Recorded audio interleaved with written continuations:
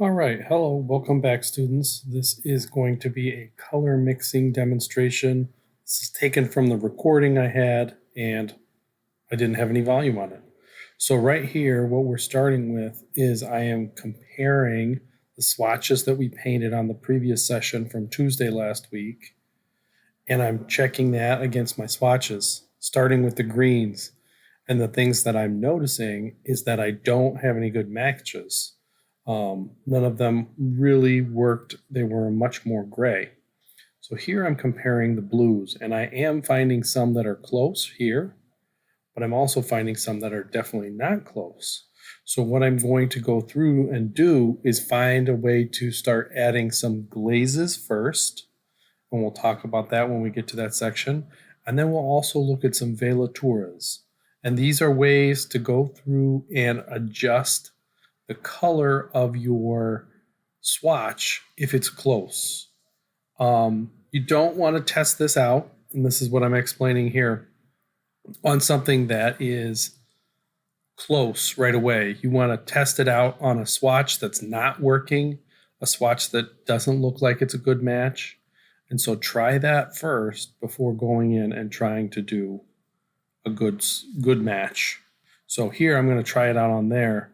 And I know it needs to be darker, so I'm going to mix up a very watery blue so I can show you this. It's a lot of water, a little bit of blue paint in that water, and I'm basically staining the surface. That's what a glaze is.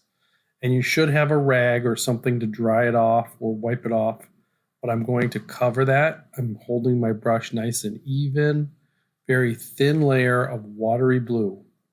You can't really store it vertically, but you can dab a rag at it if you want to pull it off pretty quick. As soon as it's dry, you could go back and make another glaze and do it again if you wanted to.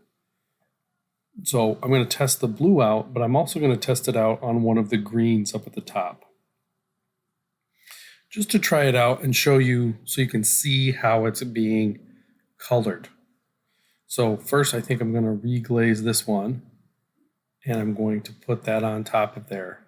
Every time you glaze, a glaze always makes a color darker because you're making light pass through another pane of glass or color. So we went through and did that. So now I'm going to actually do that with a green as well, just to show you. So up at the top, and you can definitely see how much cooler. And notice that I'm pulling the paint across those spots, just in those areas, just for a little bit.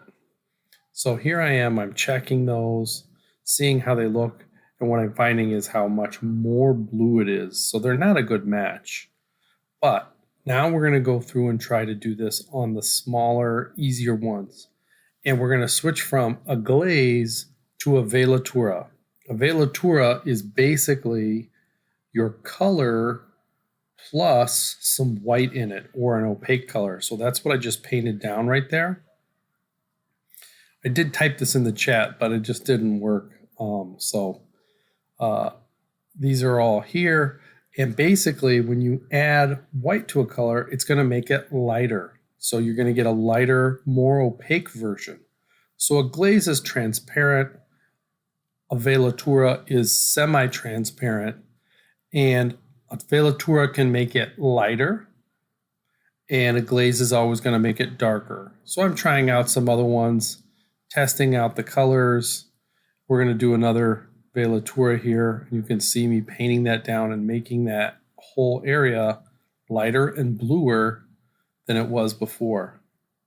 And I am testing this out on swatches that I know will not work. So that's something that you might want to try, especially if you might have a color that if you are kind of close, but you need to just shift it a whole shade of darker or lighter or bluer or redder, you might want to try this. It is a helpful strategy. We'll talk about it more in other projects later. But that's most of what this class was about. I'm just sad that I didn't record anything. So you can see these, and I will post these again. And this is in some of the other videos. So I do talk about this already. But We'll see you next time.